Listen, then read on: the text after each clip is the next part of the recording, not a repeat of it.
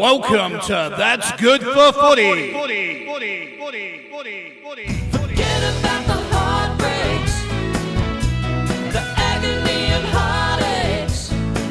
You give it up for the game's sake, and that's good for footy. Forget about the heartbreaks, the agony and heartaches.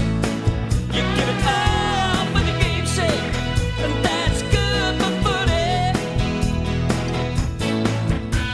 And this is what you pray for, every night and every day for.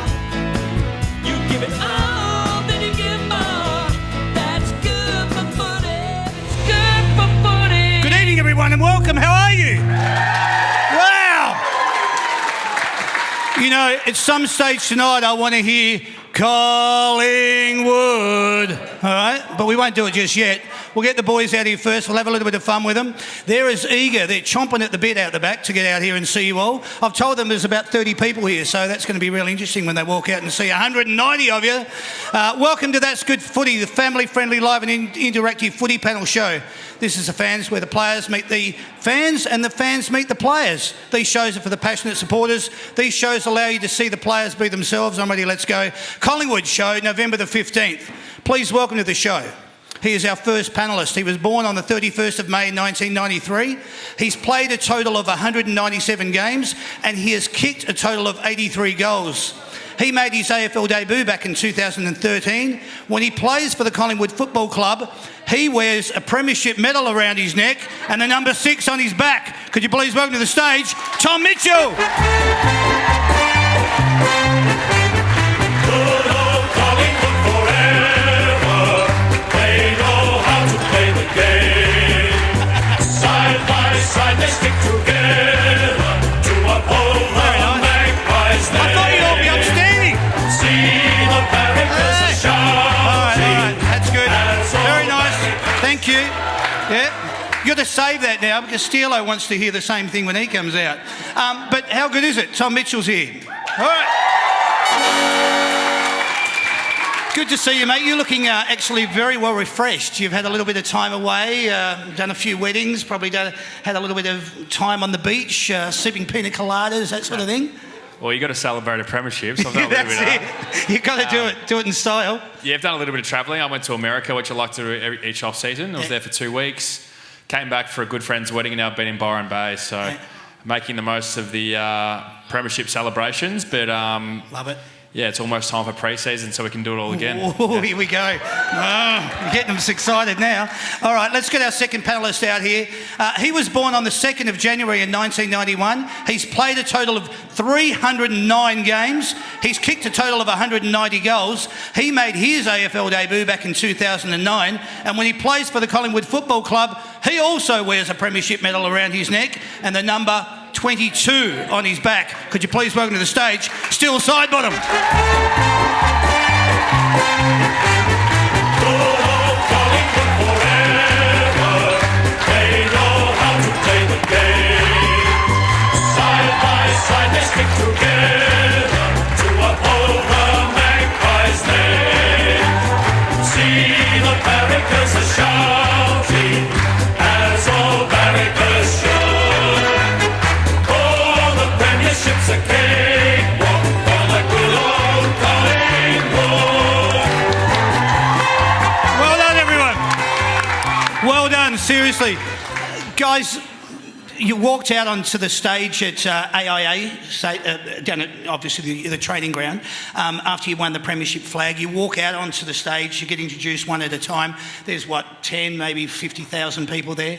That was rapturous applause. Everybody was so excited to see you. What's it still feel like a month and a bit later to still be getting that? Yeah, it sort of brings the feeling back. It's I think we're probably like 6 weeks post now, and yeah, you sort of miss this. You want to be back amongst it. You know, this is where it brings all the memories back. So it's great to be back. But yeah, some pretty special times in all of our lives. So yeah, to be able to go somewhere and relive it a little bit, tell a few stories it's great. Good. And how are you, mate? You've had, as you just alluded to, 6 weeks. Matilda's at home with you. How's everything going there on the family front? Everything's going well at my place. Yeah. Sleeping well? Well, she's 3 at the moment, and I'm sure a lot of the parents in this room know what 3-year-olds are like. She was full dad's girl, and then the last kind of 2 months, maybe, she doesn't want to be with dad at all, really. Oh, really? So she's turned. it's quite sad for me. Wow. I'm sure she'll come around, but we've got another kid due start of Feb, so that's exciting as well. How good's that? Well done, congratulations. Good. You both look healthy. You both look good. You're ready for tonight. Let's get stuck in. I want to talk a little bit about, obviously, what's happened. We'll go through the season. We'll also talk about the grand final, and we'll go from there. Your journey to the finals was no different than the whole of 2023 season. Nail-biting. Yeah, nail-biting, the whole thing.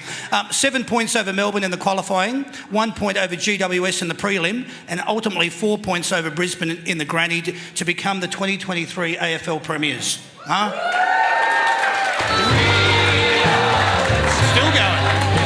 All I wanted to ask you boys is tell us in reflection, what words would you use to summarise 2023?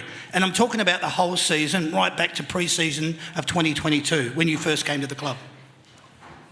What words would you use to summarise it? So many words. Trying to think of a few that really stand out. I think commitment would be one. I think we've got a very committed and driven group. I think fun would be another word, which, I think, fun is probably not a word I would use at AFL level in previous times, but it's definitely something we try and do. We really enjoy what we do and coming to work together every day. And maybe just like, there's a lot of love between player to player, the coaching group, the fans, and I hope the fans could really feel that this year, that we really wanted to bring the fans along for the ride, and we're one big army together. So that was a real theme for us this year. How good's that? Tell us in your words, but just surmise 2023 for us. Very similar, but I think almost all in, like our whole footy club, like our families, as Tommy said, our supporters, everyone, we're all on the journey together, and I really felt like it was everyone's grand final, everyone's premiership. And I've said this, it's not only the 23 that obviously go out there and play the game. I feel like it takes a lot more than that. It takes a whole footy club, and, it takes, I've said this as well before, that our supporters have got us over the line in so many games, and I know you probably don't believe that, but believe it, because at times out there it gets tough, and I think momentum's a big thing in footy, and sometimes opposition have momentum, but I think now our supporters have been good at sensing that, and they get the Collingwood chant going, and I would hate to be an opposition player to come and play at the G in front of 90,000 Magpie supporters. So I love it. Keep it up. Yeah, it's good. I'm not sure I'm not sure if you're aware of this. You may be, but under Fly, his first 50 games as coach, you had 15 wins under 10 points. You probably just alluded to it then, but explain that. Why so close a margins? What does that boil down to? And I'm talking about wins from behind. I'm talking about wins where you're probably in front and they're catching up. I'm talking about wins where you just obliterated the opposition. What is it that makes you win 15 games under 10 points? I'll go, Tommy. I think we've almost, when sort of Fly first started, we went through games where we won a few, but I recall the Geelong game where we were in front, and early days they come back and they beat us, and we sat down and sort of spoke about it and just unpacked it all. And from that moment, we trained it a lot. We actually put ourselves in positions at training.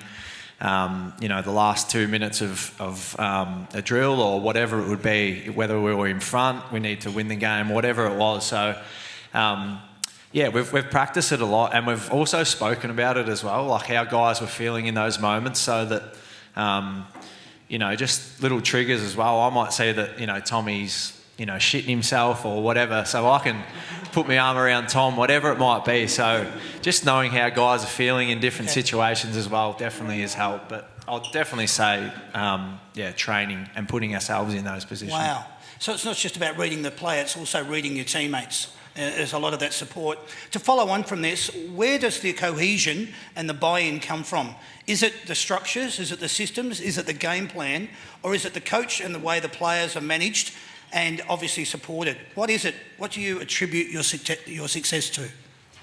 It's probably a word that's used commonly around football circles, but the big word would be culture. I think, connection there is a word that's also used a lot in football, but the connection between people is what I think sets teams apart. I think every team has great system and strategy, but without that connection and ability to work together, all of that is irrelevant. So I think that would be at the top of the tree. The connection and care for each other as people first and foremost, and then as teammates, and then under that would come strategy and system and things like that. How good's that? To follow on from that, one thing that is evident is the way that you all get around each other. You just alluded to the fact you congratulate one another even for the little things, regardless of whether it's a spoil or a tackle, a smother or a shepherd, whatever it is. It's a pat on the back, it's well done, and let's go again. That's the philosophy. That's what goes on down at the club. You reinstate that. You speak about that from your point of view. No, we just, we try and act like winners with everything we do, and we're out there to win a game, but there's so many little things that we might have little wins at, and you spoke about smothers, whatever it is, picking your teammate off the ground, all those little things that they seem like little things, but they build up and they can become big things. And I actually feel like those little things that we would celebrate along the way, I think our supporters picked up on that kind of stuff as well and really got behind. So, people always talk about the little things, and they're what get you to be able to win those bigger things in the end. So, just being winners in everything we do. We don't always get the result that we want, but acting like winners as well, and Fly always is big on that. Absolutely. Let's talk about sacrifice. The sacrifice you make to follow your dream. It's a journey that everyone that's close to you goes on with you, your friends, your family. How special has it been now for you to share in this with them? And I want to allude, just before they give their answers, I'm going to ask them off the top, where are your premiership medals at the moment? Both? Yeah, Mum's both house, at Mum's. yeah. There you go. All right. So their premiership medals are with their mum. But tell us, what's it like? What have you been? How have you been able to share that with loved ones, family, friends, extensions of that? Tell me about that. Well, I feel like what we do, we're very privileged and fortunate to be the ones that run out there on game day, but it takes so many people behind the scenes, and I'm sure Stu would vouch for this. Whether it be immediate family, extended family, friends. There's a lot of tough days and scrutiny in football, and that you need a lot of support on those darker days, because everyone experiences them. And I think in terms of sacrifice, obviously we make sacrifices to perform at our best, but I think it's more the sacrifice of people around us to allow us to live a little bit selfishly, I must say, because a lot of it does become about preparing for football. And to be able to do that, you need the people around you supporting you. So I think that word is probably attributed more to those people. Understand that. In just following on from that, what have you been able to do to go around and see those people? Has that been an opportunity that you've been able to embrace? Yeah, well, it's been something that's been ingrained in the club. So we've been able to do it weekly since COVID and getting to Collingwood. After every game, we have family and friends in the rooms. It's something that the club's really big on, and then we'll have an after-match function over at the facility, and so it already feels like a really unified place. Wow. And so it's not something that's a one-off after grand final day you celebrate and get to those people then. It's something that's week to week. It's just who we are. How good's that? Yeah, it's that's what I mean when I say culture. It's ingrained in what we do. Yeah, cool. So following on from that, the sacrifices that you've made, you've been able to now get around and see that your loved ones. Tell us your little journeys. I guess the way that I've been able to thank the people that have, made me be so lucky to be in the position that I am.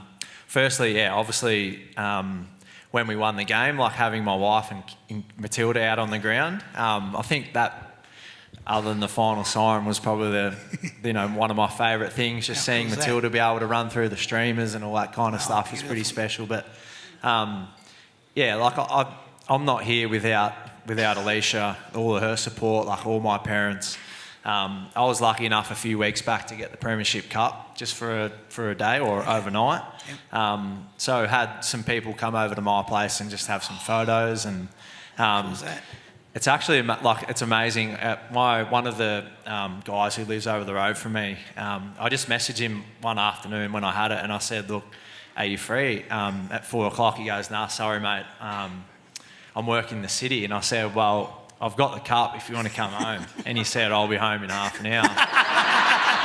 And yeah, just to see someone who bleeds black and white and loves it, what it meant for him to to hold that Premiership Cup, and it really is amazing just to see how much it means to so many people. That's brilliant, mate. I love it.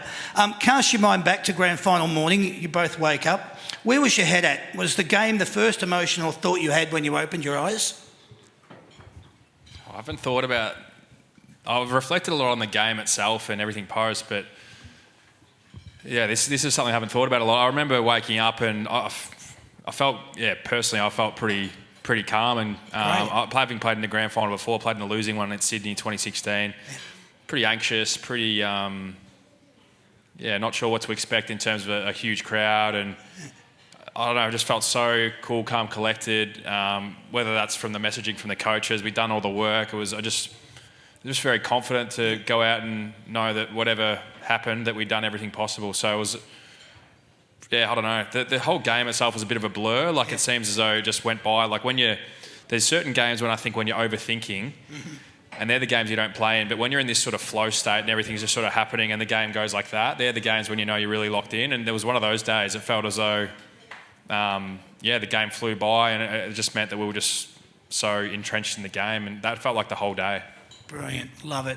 Yeah, Yours? similar. I just remember waking up excited and confident as well. I think all my nerves went the week before. I was really nervous going into the Giants game.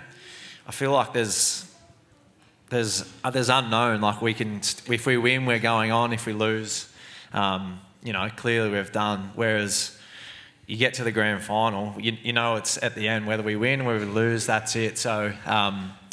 Lucky enough, I got all my nerves out the week before and was just really excited. As Tom sort of said, we were very confident, and I think what made me even more confident, and I didn't know at this stage, but when Fly told us that he had a little girl before the game, I thought, we're not going to lose today. And, oh, wow. I was right. How good's that? Oh, I love it. That is brilliant. Talk to us about the emotion of grand final week for you both. We won't go into them all specifically because there was so much that was going on, but things like open training, the parade, game day, just brush over them. But you've got circumstances where you've got an open training session. I had the boys on the other week and I said it was like a carnival down there. It was Ferris wheels and, hot dogs and hot chips, and everybody was having a real party atmosphere. What was it like for you guys coming out onto the track? You just feel so much love. You can feel it like seeping through over the fence. But you also talk about the parade and then game day. Tell us about the week. Pretty special. I feel as though the whole final series, like the fans, thank you so much to you guys for turning up to training and the games.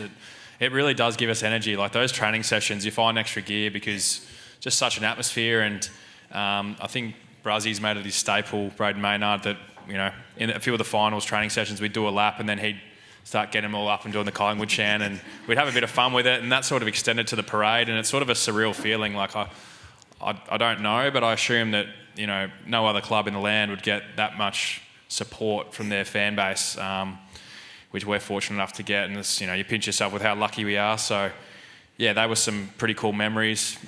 You mentioned on the balcony after the grand final, like I felt like, the whole journey, as Steele said, the fans were with us every step of the way, and we literally did it all together through, whether it be through the home and away season, but especially the finals, everyone was just showing up, so that's all we can ask for. I'm going to talk a little bit more about your journey further down the track, but I just wanted to ask, 14 years, you're going into your 15th season? Going into my 16th. 16th season, oh my God, wow. And it's still looking fantastic, I might add. But you obviously went on the journey before. I don't want us to talk about that because we will shortly, but with your journey on this occasion, how special did this week feel for you, being able to soak it all in and take it in a different way because you'd done it before? Yeah. Well, firstly, winning this one's made me able to look back at 2018 a little bit easier. Oh, okay. Yeah, right. Yeah, I've had plenty of sleepless nights over that. But I think not even the game itself, but just the whole finals week, finals month and the grand final week. Just because when I first got my chance to be a part of it all, I was 19 and basically just turned up at the footy club and, like here was this opportunity. Like I didn't have to work really hard to get that. So I since found out that, they don't come around all that often and you've got to work bloody hard to get the opportunity to do it. So I remember even, going into 2018 and like that whole finals experience for me was awesome.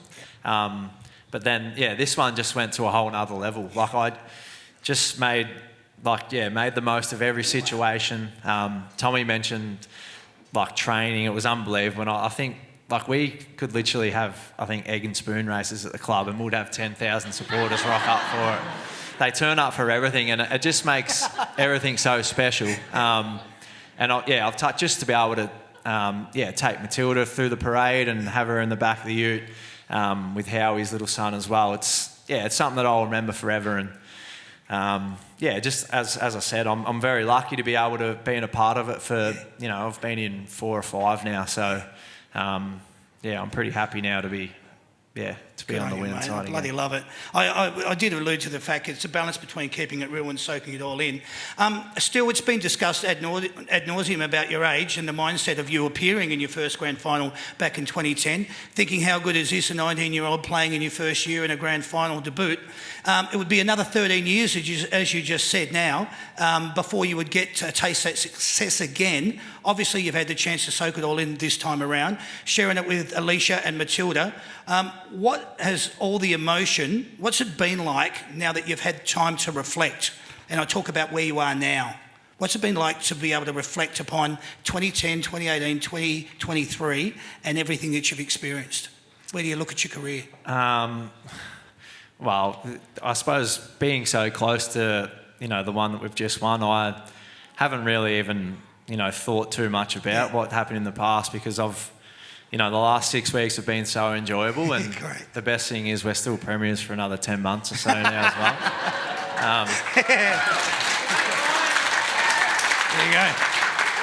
Yeah, so I just want to live in the now and just enjoy it as much as I can. Clearly, training kicks off in another couple of weeks, but it's unbelievable. Like I've dreamt to win grand finals. I'm sure every person that plays AFL footy has, just to when it actually all comes to light and the final siren goes, it's almost like a bit of an out-of-body experience. Like, that's great. Just to be finally in that position. So, it's very special. Love hearing it. Thanks for sharing. I saw a piece that was put together by the club, an interview with you, your brothers and your mum. I bloody loved it. Tell us, how did you celebrate the win with your family? I know that your mum's obviously got your medallion now. You're obviously now a 2-time premiership player, 300 games plus with the Collingwood Football Club. Congratulations. Can you believe it? I can now. You mentioned mum and my brothers. So we had like an after the game function. And I had, 3 of my brothers and my mum come to that.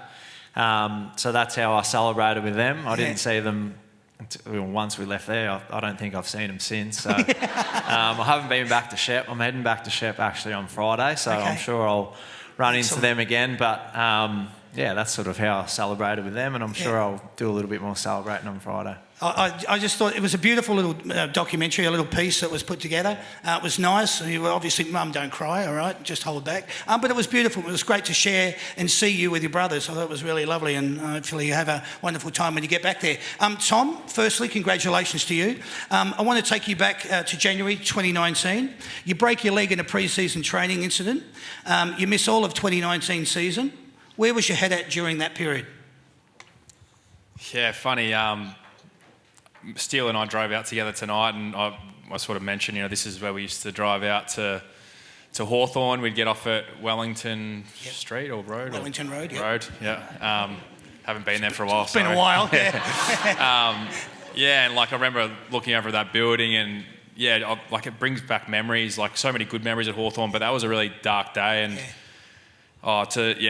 I guess everyone has their own individual journey, but that's something I guess I'm really proud of, to be able to come back from that injury and come back from that, because that was really tough, and ended up being about I think it was around like a 14-month rehab. So it was a really bad tib-fib break. And I just remember little things like being 6 months in and still being sore walking. And I'm like, I'm not going to play again. Like, that's literally the thoughts you have. And then you fast forward a few years, you've won a premiership. It's like, can't believe that. But, having said that, there's so many unbelievable stories on the team. Like, you look at someone like Oleg Markov as well, missing out on so many opportunities. Jeremy Howe, round one. Yeah. I didn't think he was going to get back from that. Like, everyone has their story, but in terms of what you brought up, that's really special to me, to be able to face some adversity and come back from that. I wanted to follow on from that. You do all of the rehab, and then in 2020 we all get served up with COVID. In 2022 you request a trade from the Hawks to the Pies. I spoke to you on November the 28th. We did a show last year, and I asked you, how did it feel getting your wish to play? I know you were overseas at the time. You were waiting for the phone call that came through. I think it came through late at night, being the time difference and so forth. You got your wish to actually turn up at the Pies. I spoke to you at that show. You said, mate, I'm stoked that I'm at the Pies. I said to you, how do you feel in black and white? You said, I look a lot better in this, don't I? And I went, yeah, you do. And you went on to say, I'm here to win a premiership. Mate, you did. Congratulations. Bloody awesome.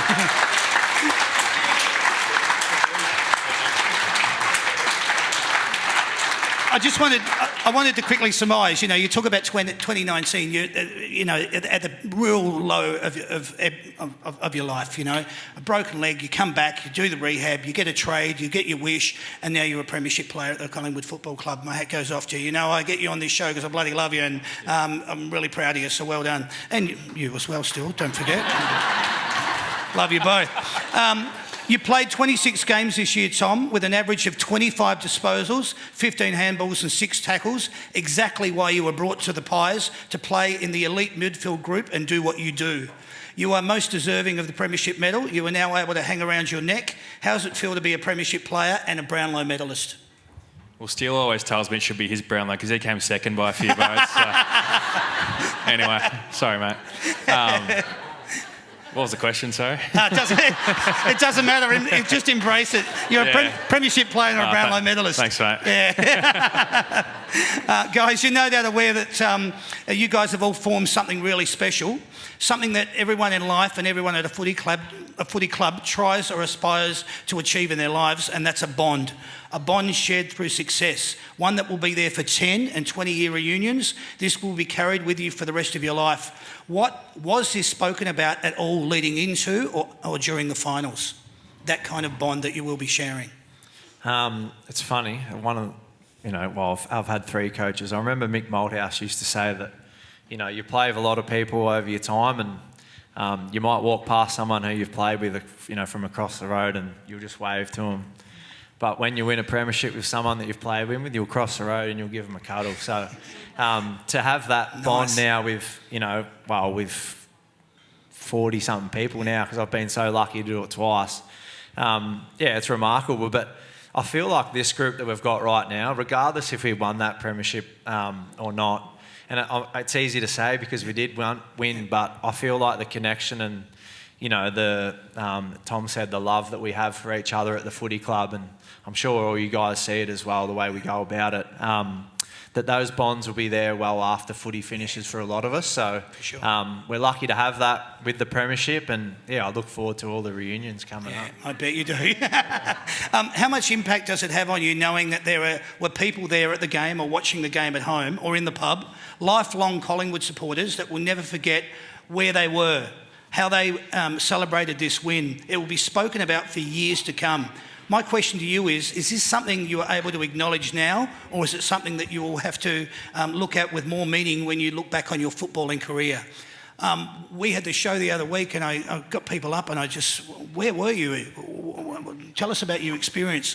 It's etched in their faces, it's etched in their minds. They'll be talking about where they were when the Collingwood won the 23 premiership. You guys, I know you've already alluded to the fact that they are the 19th Army, but for you to acknowledge to the fans what they've been through and what they've experienced. How much of an impact has that made on you as well? Yeah, well, I think Steele summarised it at the start of the show when he said, you know, it's not just our premiership, it's everyone's, because Collingwood obviously means so much to so many people, brings so much happiness and joy to people. And something that really stood out to me was probably one of my favourite memories of the whole grand final after the siren went, after, you know, getting my breath back, because it was pretty zonked. But the victory lap was so special. Like, you're literally looking into the eyes of people. Some people are crying, some people, you know, they're there with their families, you know, moments with your own family, but you literally get to see the expression and emotion of people that you'll probably, you know, it's hard to explain, but just the genuine joy of people. And you're just looking around at all the faces, and you might pinpoint one face at a time, and just like, you know, there's 100,000 faces like that in the crowd, and then over at the facility, you know, there's more. So it's like the impact that this flag has had on a lot of people. You know, I think winning a flag at any level or at any club is super special, but it feels as though Collingwood with such a big fan base, you appreciate how much it's impacted a lot of people. That's awesome. You guys must love hearing that. I'm getting goosebumps. I don't even barrack for Collingwood. Bloody wonderful. A question for both of you here. There are so many people behind the scenes to help and assist you in getting to a grand final. Fitness staff, medical staff, dietitians, line coaches. It takes all these people and more to get you up and about each week. How important are all these people to your own personal development? Just let the people here understand what goes on behind the scenes at the club. Yeah, well, it goes even beyond them. I think it's, you know, the people that you guys ring up to pay your memberships. As I said, it takes a whole footy club, and I feel like everyone there is to make sure that we're in the best physical position that we can be in, and we're in such a fortunate position because anyone at that footy club would do anything for you, and so yeah, you're talking about, you know, how do we thank them and things like that, but just to see how much it meant for a lot, those guys put in so much, you know, so many hours, and you know, sometimes they've got to miss school pickups or whatever it is. So I think Fly's been really good at making sure that we acknowledge all that as well, because, you know, a lot of the times it can just sort of, you know, get swept under the carpet. But it really does take a whole club to win a premiership. It's not just the players. And, yeah, basically we get treated very well. And sometimes you can take it for granted, but yeah, we're very lucky, and I honestly feel like they would, if you ring them right now and you needed something, I'm sure they would probably drive out here for you and do it for you. We're so lucky, and yeah, very, very, very lucky. Love it. Well said, mate. Well said. I saw an interesting little piece as well with Bolts painting some of the lads' pinky fingernails with nail polish to signify it's the fingertippers, it's the little 1%ers that count. Were you aware of this?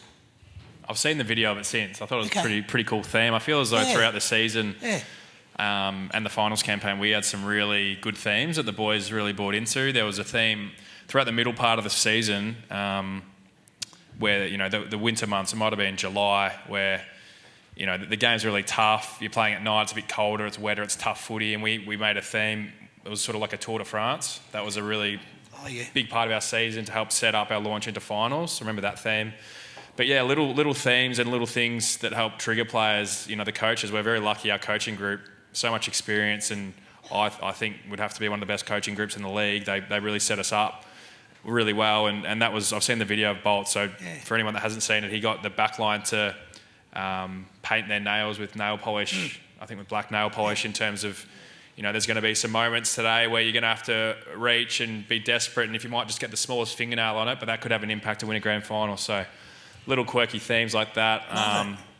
Not sure what ours was for the mids that day, but, you know, all the coaches are really good for that stuff. The backs one was pretty cool. What was ours? No idea. Wasn't listening. I really did like the theme, though. I thought it had a nice little impact. Let's go back to grand final day. I'll ask you one question. Can you recall Darcy's words in the huddle before the first bounce? No, definitely not. I can't. No. No, I don't. He would have said something around enjoyment and embracing it, I'm sure. Yeah. If I had to guess. Put my life on it with that. Yeah, something along those lines. We're going to do a 1, 2, 3, boys. I'm going to actually go on the count of 3. You've got to give me the same answer. Well, I'm hoping you can give me the same answer. I'm going to ask you a question. Plenty goes on in Melbourne over the off-season. Invitations are aplenty. Spring Fashion Week, Melbourne Cup Carnival, the Australian Open. Who is the person or persons at the club that would turn up to an opening of an envelope on the count of 3? 1, 2, 3. Jack Crisp. Oh, spot on. Well done, boys. Spot on. All right, there you go. All right, let's talk about this. A little bit of a touchy one. Guinea's gone. Taylor's gone. Yeah.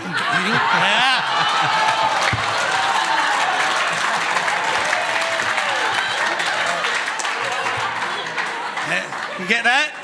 All right. Ooh. Oh. That hurt. That was a doozy. Well done, brother. All right. Taylor's gone. Markov's Mustaka has gone. Yeah, there you go. Anything about these things that surprised you?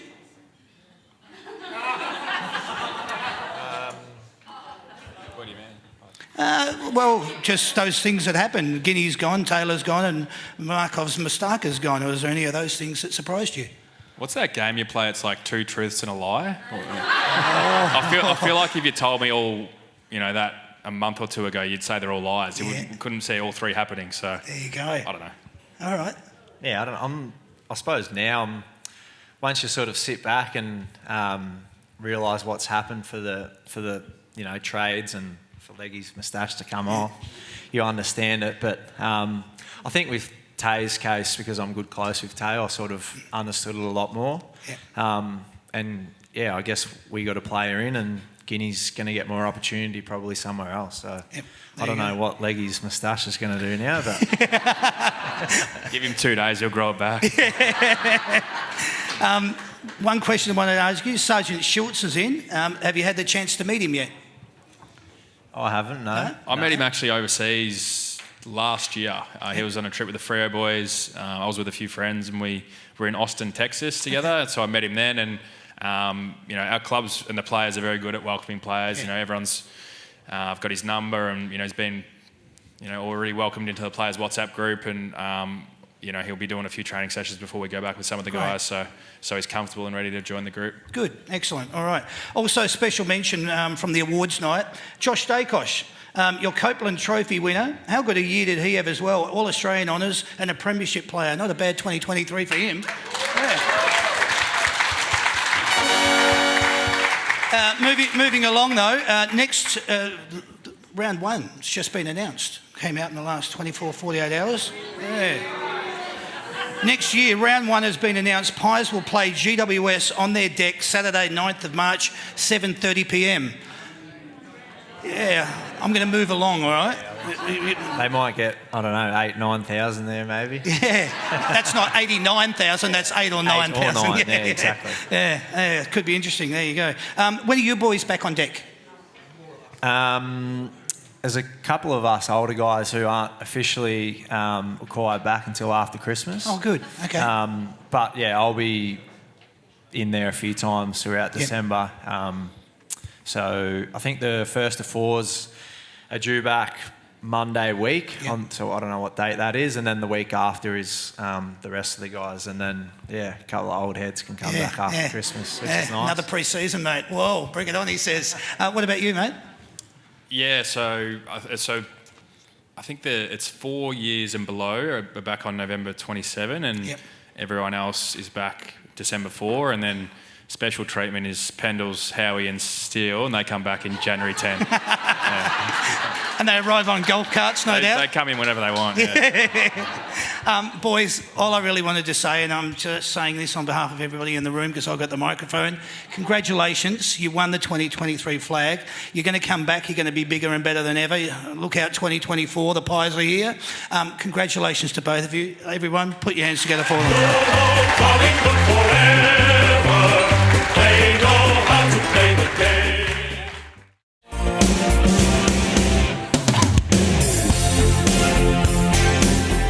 All right, here we go, boys.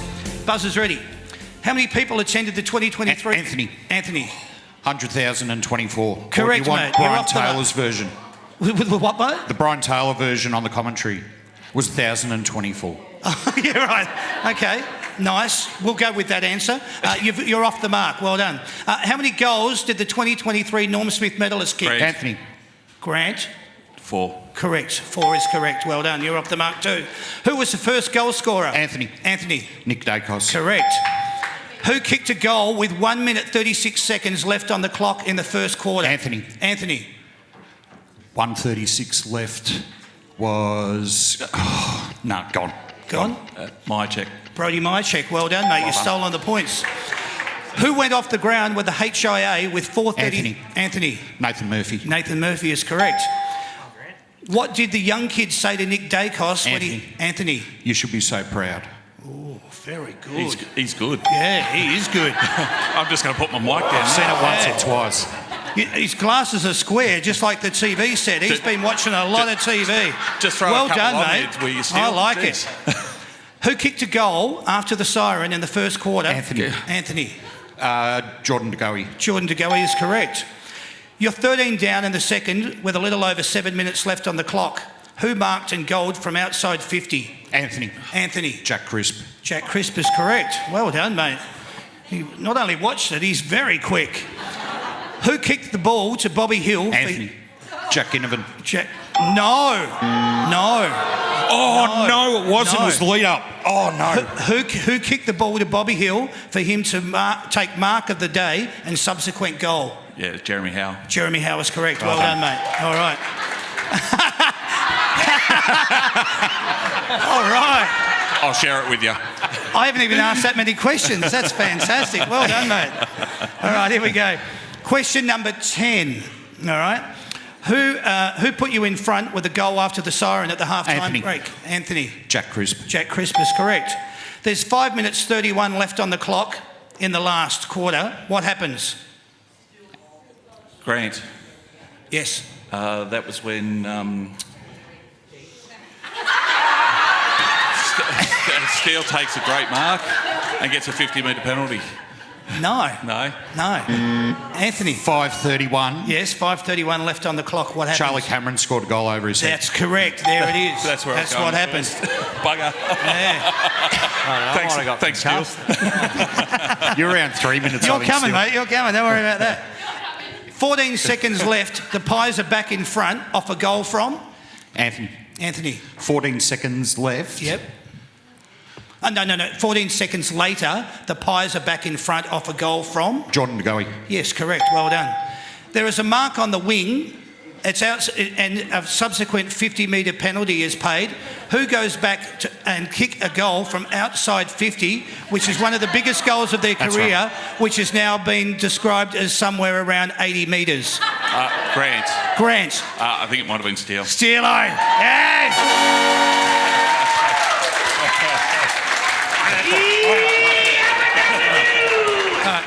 Scores of 5-9. We've got to pause for one moment. Mate, that goal was freaking awesome, right?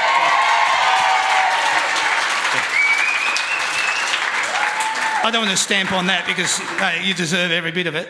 I've heard you say, you said to Nick Dacos, go round and all, and then you went, nah, it didn't work out, and you went back and you just went, look at the weather, look at the day, I've got it in me, and you did. What was that feeling like, mate? Seriously. Well, I mean, kicking the goal was one of the best feelings I've ever had in my life. But yeah, you're right. I remember, I got the 50 and was just trotting back, and I told Nick to sort of, go forward and just tick back to me, and whoever was on him sort of shut him down early, and then, I don't know, there was a bit of a breeze, and it's amazing what your body can do with a little bit of adrenaline, and they reckon the ball's still going now. Too true, brother.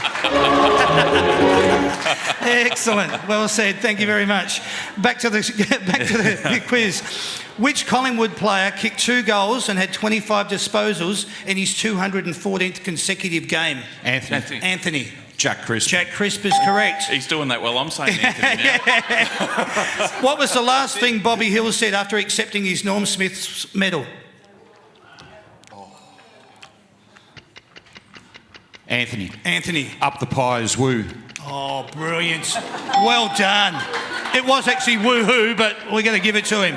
Up the pies, woohoo. 11 versus 5. We could make the last question worth 7 points if you like, Grant. We'll see how we go. Don't say that, I'll probably get it wrong. What did Braden Maynard say after accepting his premiership medal? Anthony. Let's go. All right, spot on. He's our winner, ladies and gentlemen. Well done, mate. Absolutely brilliant. Anthony, congratulations, mate. I really loved it. You were a fantastic contributor to the show. You have won, there's a $100 gift voucher in here from Hamper World. Okay, see that hamper on top of the fridge? They put that sort of stuff together. So if you get into a situation coming up around Christmas or birthdays, you're not quite sure what to get somebody, open that up. It says break in case of an emergency. There's a $100 gift card in there. Head on down to Hamper World and get them something, or get yourself something. You've won it. Congratulations. Hey, Grant, you don't go home empty-handed, mate. Look at that. You've won yourself a football. Right on. Handballed by Tom Mitchell. Thanks, guys. Simply the Best was proudly brought to you by Yamaha and the Big Picture People. They are the experts in home theatre technology. The Big Picture People are located in Hoppers Crossing, Clyde North, South Morang, Cheltenham Water Gardens and the Gold Coast. That was awesome. Thanks, Grant. Thanks, Anthony. If you would like to be part of the live audience at any of the That's Good for Footy panel shows, go to the website www.that'sgoodforfooty.com.au/events, because there's only one way to see it, and that's live. Correct, everyone? Yeah. Our next show is on Wednesday, the 22nd of November. We're heading to the Italian Sports Club in Werribee for our next post-grand final Collingwood show with Braden Maynard and Tom Mitchell. We've reconfigured the room and there are about another 10 or 12 tickets left. So if anybody wants to get along to that, make contact with me. Get in contact with me via Messenger. We'll see what we can do. Please always remember, though, if you're purchasing your tickets, only get them through the That's Good Footy website. Don't purchase them anywhere else. I had an interesting phone call. I had an interesting phone call during the week. I got a phone call from somebody. He said, I'd be interested in actually doing one of your shows. And I went, oh, that'd be great. When are you thinking? He goes, oh, maybe sometime mid-December. And I went, all right, I think we should lock you in. His name is Mason Cox. So if you like the That's Good Footy panel shows and you've enjoyed yourself tonight and you want to come again, keep your eye out because that show will go on sale soon. I'll make announcements towards it. There'll be an announcement as to who the other player is going to be appearing on the show with him. Also, another announcement I wanted to make. We're trying to do the shows in 4 different areas, geographical presence. We want to do them in the north, south, east and west. So we've got the west with the Werribee Sports Club. We've got the southeast with the Mulgrave Country Club. We're looking at locking away a venue in the north, which is going to be in the Watsonia, Greensborough area. All right, so that'll give people that are looking at wanting to come to the shows that live in those areas the opportunity to come. That's in 2024. All right, so make sure you get along to that. All I wanted to do now is just say this is, I think, our 33rd show or something for the season, 32nd. One of my dearest and most wonderful individuals that works on this show with me is that man down the back. His name is Sam McKenzie. He's absolutely brilliant. I love what you bring to the show every week. Thanks, mate. You've done another terrific job tonight. One of my other favourite people, I have to say this because otherwise I'm sleeping on the couch, is the beautiful Sandra. Please put your hands together for her. She does the floor, the door, and much, much more. We had Bobby Hill on the show the other week, and Bobby said, oh, I've got to go back to Perth soon because that's where he's going back to spend time with his family and everything. And we said, no, I won't say that. And he happened to be on the plane yesterday, and she happened to be on the plane with him, and he looked after him. So he had a really good flight back to Perth, so it's great. We like to extend the That's Good Footy family, and now you guys are all part of it too, so thank you very much. All I wanted to say now is that you guys have been seriously wonderful tonight. Thank you, all of you, every single one of you. I look at your smiling faces from up here. I want you now to all please put your hands together for two wonderful ambassadors of the Collingwood Football Club, Still Sidebottom and Tom Mitchell. Boys, I've kept you over time. We started the show at around about 7:45 and we're now finishing at nearly 8:45. The guys have been fantastic. Please. Yeah. as soon as that's done, we'll get a photo with this gentleman. Pick up your microphones and say something to the crowd before you leave. Yeah, thanks for coming tonight. And let's go back to back, eh? That's how you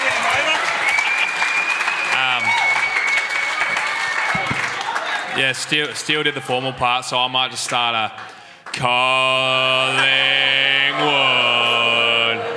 All right, there you go. Thanks everyone for attending. This has been the That's Good for Footy panel show. We hope you had a good night. My name's Damien. Thank you everyone and good night. Cheers everyone.